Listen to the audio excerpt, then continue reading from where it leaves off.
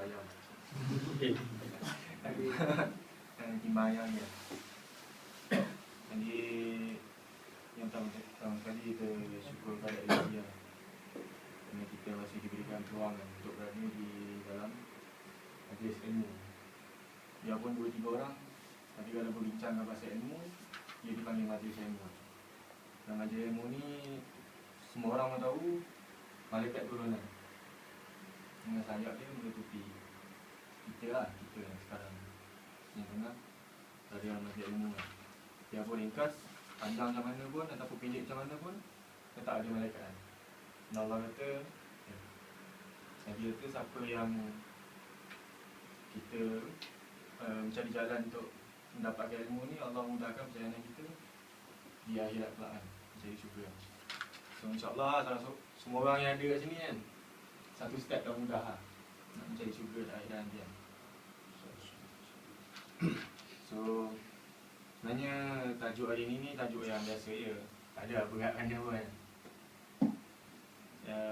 Tajuk dia kita cakap pasal salah satu sifat mazmumah, iaitu sifat buruk sangka. Semua orang tahu lah buruk sangka. Ada orang tak tahu lah buruk sangka. Ni tahu kan? Apa ni? Cuba cakap ke mana buruk sangka ni? Bagi kau lah. Sangka ni dia belum dengar kenyataan sebenar, dia tak cakap dia buruk sangka. Ben jangan jawab ke. Mulut senyek ke mulut. Macam dah ni. Jangan. Sebenarnya apa saya sebenarnya. Ben. Tak sangka. Macam Kita turun lagi. Mana boleh tak ada ayat. dia macam dia mudah nak buat conclusion lah. Dia tak teliti dulu, dia tak ambil detail-detail tu dulu. Dia macam tu. Maknanya orang kata ni assumption awal lah kan. Negative assumption. Kita belum apa kita dah buat conclusion lah macam biasa kan. Kita tak tahu apa-apa pangkal apa hujung pangkal ni kita dah bercakap lah. So sifat ni biasanya orang kata memang ada dalam kita lah.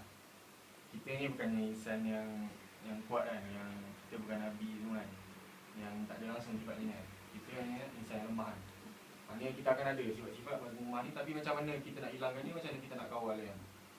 Jadi kalau tengok sebenarnya sifat prasangka ni bila kita makin dewasa benda ni baru wujud lah.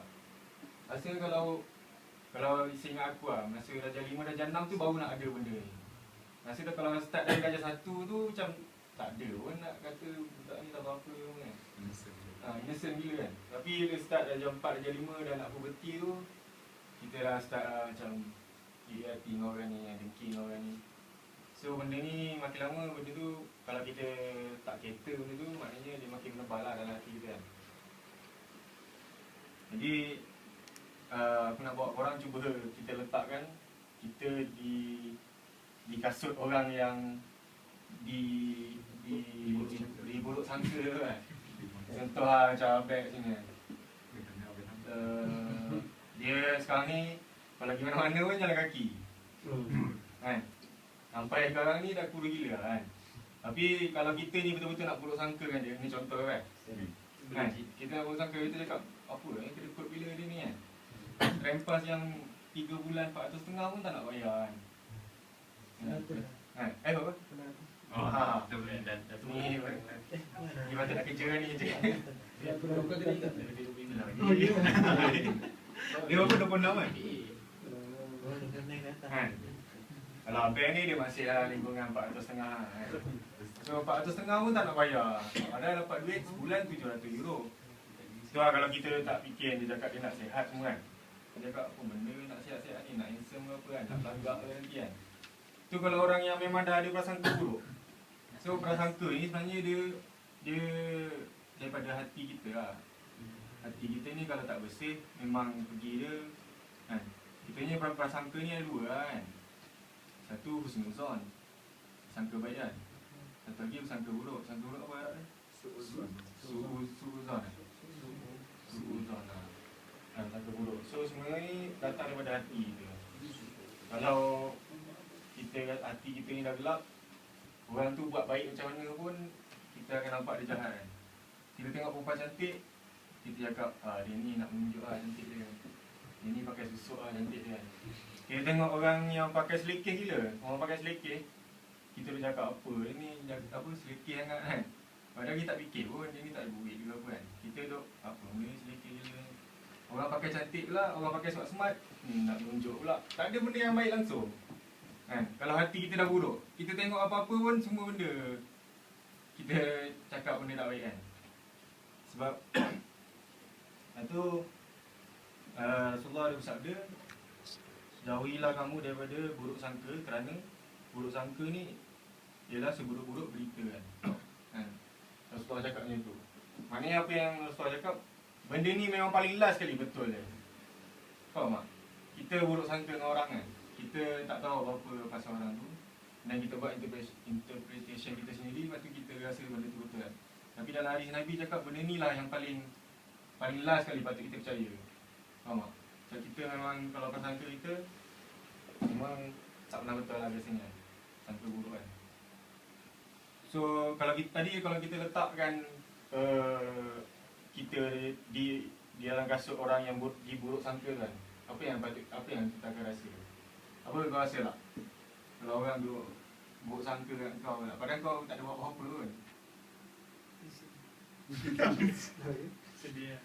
Sedih lah kan. Lagi Kiri siapa Kiri? Mana boleh tiru. Dia tak tolong abang Ustaz. Saya juga. Mana Kiri? Masa nak clear bola je. Tapi hati-hati lah, marah semua kan. So maknanya kita kena letak lah diri kita duk kadang kita dengan kawan kita duk cakap-cakap pasal orang ni. Kita cakap apa ni teruk kan, semalam tak datang majlis apa, buat apa lah, padahal member tu sakit hati je kan, tidur kan.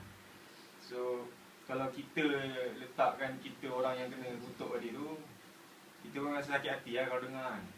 Jadi ini salah satu cara lah untuk macam mana kita tak berburuk sangka dengan orang kan. Kita try letakkan diri kita ni di tempat orang tu. Agak kalau kita dengar kawan kita cakap macam ni, kita rasa sedih tak? Macam Jalak kata kan, kita rasa sakit hati tak? Marah tak? Macam Keri kata kan. So mungkin tu salah satu cara lah untuk kita hindarkan sifat buruk sangka kan. And then bila kita punya pemikiran ni asyik buruk sangka kan. Apa-apa orang buat pun kita nak buruk sangka kan. Apa-apa orang lain orang buat baik pun kita cakap, alah dia ni saja lah nak punya tunjuk kan. Depan perempuan baik dia angkat beg lah, angkat barang apa semua kan.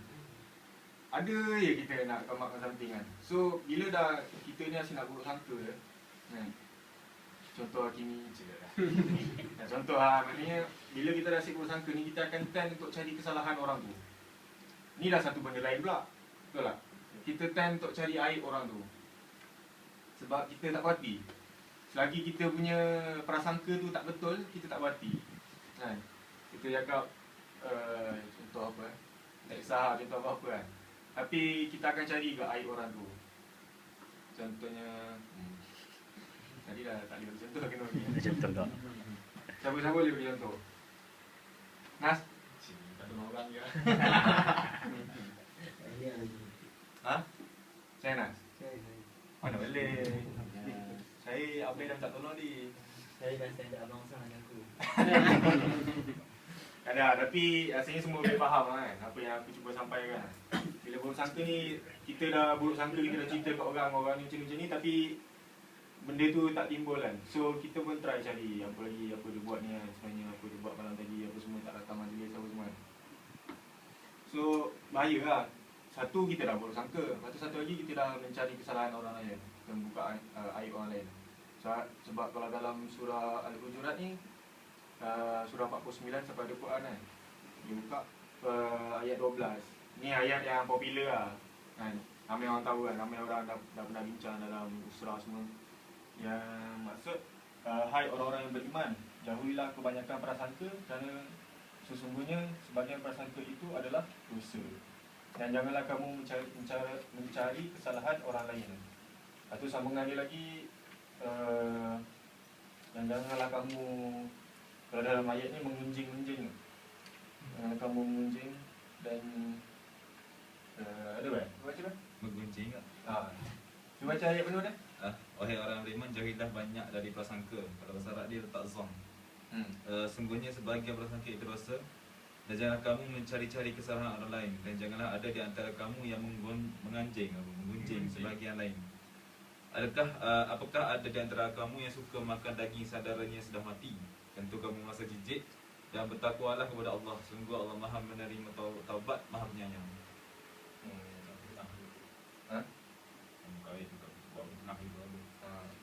So ayat ni siapa yang tak pernah dengar ayat ni? Rasanya ayat ni antara ayat popular lah. Jangan makan daging saudara kita sendiri kan. So daripada ayat ni jelas lah Allah punya larangan lah. Jangan berprasangka. Sebab prasangka ni sebahagiannya dosa kan. Kalau prasangka kita tu betul lah. Tapi kebanyakannya dosa kan. Maknanya seburuk-buruk berita yang dalam hadis Nabi tadi kan. Jadi so kalau kita dah buang buruk sangka ni, automatik kita buang satu lagi sifat kan, nak mencari aib orang kan. Dah dua sifat dah kita buang, macam tu je kan.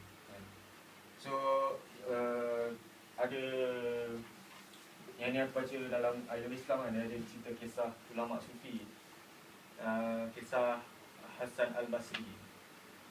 Dia tak tahu lah pernah dengar ke tak. Dia sekali dia ni ulama lah, orang yang alim lah. Dan ada sekali tu dia berjalan di sebuah sungai, kat sungai ni kan. Dan dia ternampak seorang lelaki pemuda lah, seorang pemuda. Dan pemuda ni dia nampak berdua-duaan dengan seorang wanita. Dan kelihatan ada satu botol arak kat tepi dia. Jadi Hasan Al-Basri ni pun berkata terdetik dalam hati dia kan. Cakap teruk lah pemuda sekarang ni kan. Alangkah bagusnya kalau pemuda ni seperti aku kan. Dia cakap macam tu. Walaupun dah timbul riak tu kan. Jadi lepas tu tiba-tiba nak jadi cerita, ada sebuah sampan ni. Sampan ni dia macam terbalik lah. Dan ada 7 orang lemas. Dan pemuda ni terus terjun, dia sempat selamatkan 6 orang tau. Lepas tu pemuda ni cakap kat Hasan Al-Basri ni, kalau kau betul-betul mulia, kau tolong selamatkan lagi seorang ni kan. Ada 7 orang kan. So dia pun dia cuba selamatkan, gagal tau. Kira yang seorang tu mati lah. And then pemuda ni pun cakap balik kat Hasan kan. Dia cakap sebenarnya apa yang kau nampak ni ialah ibuku, perempuan tadi. Dan botol arak yang kau nampak tu sebenarnya tadi adalah air biasa je, bukannya air arak pun lah. Dan ini semuanya adalah ujian untuk kau kan. Lepas tu Hasan Al-Basri ni dia meleleh mata tau. Dia kata macam dia sedih gila. Lepas tu dia minta maaf lah kat tuan. Kerana sejak peristiwa tu dia tak pernah lagi membangga diri, dan juga dia sentiasa merendah diri lah, walaupun dia nampak apa-apa kan. So kalau dalam cerita ni pun kita tengok macam mana ulama sufi ni setinggi-tinggi dia pun masih ada lagi sifat mazmumah ni kan. Ini kan pula kita ni yang kadang datang semayang pun sekala datang semayang jemaah pun sempat pergi, tak sempat tak ada urge pun nak pergi kan. Dia tak sempat ni. Bayangkan lah macam mana sifat pun dalam diri kita kan, dalam hati kita kan. So kita ambil lah teladan daripada kisah ni kan. Dia tak siasat pun siapa perempuan tu semua kan. Kita pun kalau aku personally pun kalau tengok pun mungkin dah apa ni dalam kuasa-kuasa gelap ke apa kan. Dalam hati dah ituan pun satu. Apa yang dia ni fikir ni sebiji lah macam apa yang aku akan fikir kan. Tapi sebenarnya kita kena tahu lah apa benda. Kita kena siasat sebenarnya kan benda ni. Dan satu lagi, bila buruk sangka ni siapa yang pernah buruk sangka? Ya, semua tak mengaku lah. Semua macam ni kan. So, tapi bukan insyaAllah, maknanya kita percaya lah, kita sendiri-sendiri lah ni kan, kita pernah rasa lah macam mana kita berburuk sangka ni kan. So cuba fikir balik saat kita buruk sangka tu, pernah tak kita rasa tenang tak bila kita dah buruk sangka tu? Kita rasa macam tenang tak? Relax tak? Tak kan? So bila kita dah buruk sangka tu, kita rasa macam dengki je kan, dengki dengan member kita contohnya kan. Kita rasa macam kita dah ada hasad dengki semua tu dah sekalian tu. Kita kalau boleh nikmat dia tu kena tarik lah apa semua. Kita asyik duk fikir kan. So lalas bila kita dah buruk sangka ni, kita sendiri yang tak tenteram. Tak? Kita macam duk fikir ada untung lah dia ni, untung lah dia ni kan. Duk fikir apa dia buat malam tadi apa semua. So lalas orang ni, orang yang diburuk sangka ni relax. Kita pula yang dalam hati kita dah lah menambah dosa apa semua kan. Tambah lagi apa kita punya masalah dalam hati kan, duk terfikir pasal ni kan. Cuba orang yang berbaik sangka, kita rasa macam mana? Relax lah, dah habis cerita orang ni, kita dah bersangka bayan, tak datang masjid hari ni, mungkin dia tertidur ke. Dah habis ceritanya tu je. Kira macam tak ada apa lah, tak ada masalah lah dalam hati kita. Hati kita pun cerah kan. Tak ada nak fikir-fikir masalah yang kita sendiri create kan. Tu salah satu advantage lah kalau kita bersangka bayan, dan juga disadvantage bagi orang yang berburuk sangka. And then kita pula yang diburuk sangka ni, rasanya tak perlu lah nak ambil kira sangat apa yang orang cakap pasal kita, betul tak? Kalau kita ambil kira, terlalu ambil kira, bukan tak ambil kira langsung, tapi terlalu ambil kira orang cakap pasal kita dengan benda yang remeh-temeh kan, yang kita sendiri pun tahu tak betul, kita duk dengar itu, lala kita pun jadi sakit hati semua kan. So apa yang kita boleh buat, kita tak payah pedulikan lah orang-orang yang buruk sangka kita ni. Sebab kebenaran tu lalas nanti akan muncul kan. Nak tak nak pun, kalau tak muncul di dunia ni pun, dekat akhirat nanti esok Allah tayang video kan. Orang tu pun tak ada buat apa. Lalas kita ambil dia punya pahala kan. Dia jadi orang yang muflis kan, muflis dekat akhirat. Jadi ada satu kisah ni pasal kita dengar sangat orang cakap ni. Ini pun kisah yang popular lah, dah sampai boleh jadi kisah rakyat lah kan. Kisah Luqman Al-Hakim. Pasal dia naik kedai kan dengan anak dia, yang semua orang tahu lah dalam perjalanan tu mula dia naik kan. Dia naik 2 orang dengan anak dia. Lepas tu jalan-jalan ada orang cakap, ni apa ni, kesian lah kedai ni, dah lah kedai kan. Dua-dua naik, bawa dua-dua orang ni. Lepas tu tak apalah, bapak dia pun turun bagi anak. Lepas tu jalan sikit lagi, duk dengar lagi orang cakap, anak apa ni, anak ni patut bagi lah bapak dah tua ni. Dah tak apa, pusing pula. Dah last sekali, dia tak ada alas sekali pun sebenarnya. Dia macam, dia buat lah duk ikut apa yang orang cakap kan, orang sekeliling cakap. Jadi kalau kita duk ikut orang cakap sangat tanpa kita tahu apa yang kita berpegang pada apa kan, so kita akan ikut lah, lama-lama kita yang sebenarnya susah kan. Sebenarnya tak ada reason pun untuk kita follow apa yang orang-orang yang bersangka ni cakap kan. Macam kisah ni lah. So tu ialah sedikit kan nak perkongsian pasal buruk sangka. Sebab buruk sangka ni dia memang yang sangat, yang orang kata kita pandang remeh lah. Kita pandang remeh tapi dia terlalu bahaya kan. Kita sama-sama kita ni kan, contoh kita tak tahu pasal buruk sangka kan, kita katalah kita ni semua orang baik lah semua kan. So dah 5 tahun tak ada orang bagi tahu pun pasal buruk sangka ni, mesti ada wujud kan sama-sama kita sikit-sikit kan, tiba-tiba dah jadi berpuak kan. So sebenarnya benda ni lah yang memecahkan kita punya ukhuwah kan, umat Islam kita kan, buruk sangka kan. Kita tak tahu apa-apa dan kita buat assumption kita sendiri.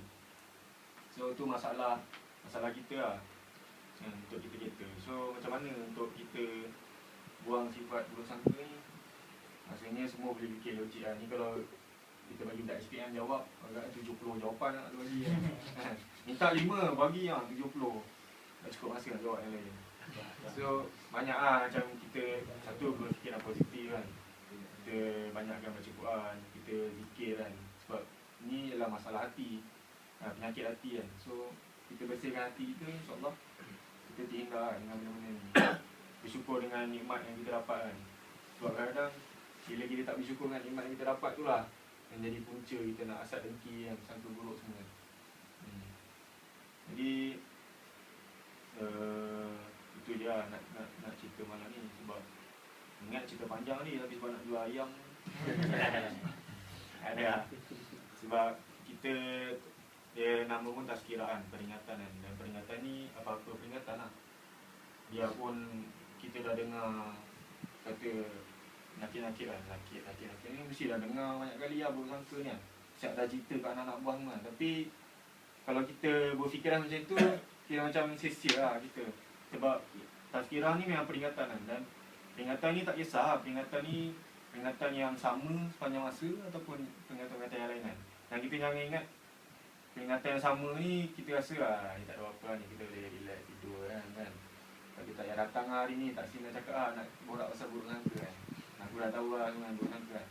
Sebab kita kena yakin lah, sebab ini semua aturan Allah kan. Aturan Allah lah, ni semua muka-muka ni kan, mohon ambil kan, muka ni yang ada kat sini kan. Yang Allah bukakan hati, Allah gerakkan kaki-kaki kita ni untuk datang ke sini kan. So kena yakin dengan Allah bahawa apa yang aku sampaikan ni, walaupun ada orang yang boleh sampaikan lagi baik kan, tapi apa yang aku sampaikan ni insya-Allah dia ada dia punya, orang kata apa, dia punya impact ataupun ada hikmah dia apa yang aku sampaikan ni kepada korang kan. Mungkin korang kata dah pernah dengar, tapi setiap kali kita dengar tu sebenarnya ada hikmah yang tersendiri Allah nak bagi kita kan. Tapi Allah tak cerita kat kita.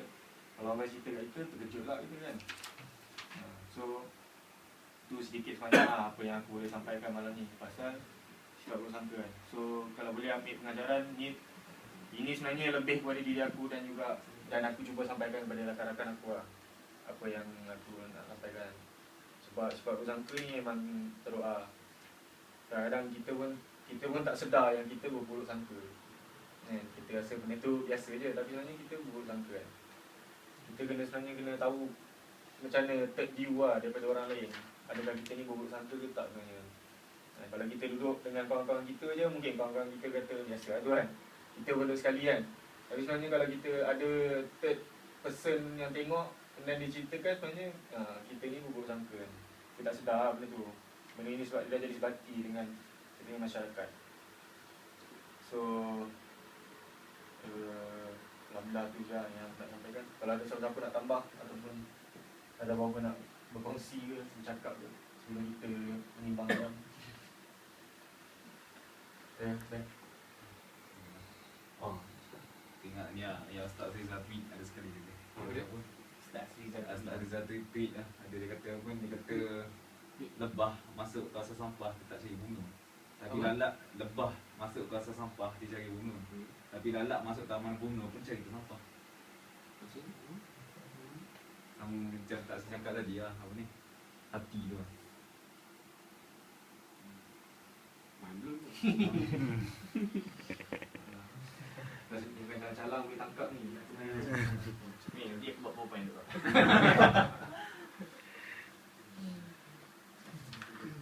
Min, yang kisah ahli syurga tu buat baik sangka.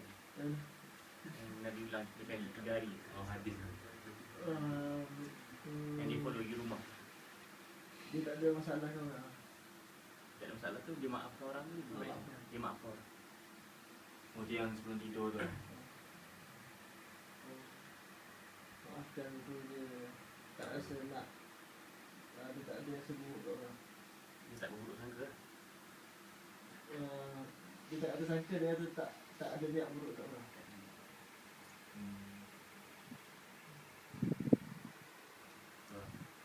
Saya dulu je, macam mana? Baik. Macam banyak lah dekat orang ni. Kita kena buat temus lagi. Oh, ada kena buat minggu depan lah. Mega. Tembus mega. Okay lah, Alhamdulillah. Apa yang baik ni daripada Allah, yang buruk ni daripada Allah, tapi bukan daripada aku. So kalau tak ada apa-apa, siapa-siapa nak cakap, so InsyaAllah boleh ambil pengajaran dan kita cuba amalkan lah. Dan kalau boleh kita kita sampaikan lah pada rakan-rakan kita yang tak ada kat sini. So kita sambung dulu majlis kita dengan tasbih kafarah.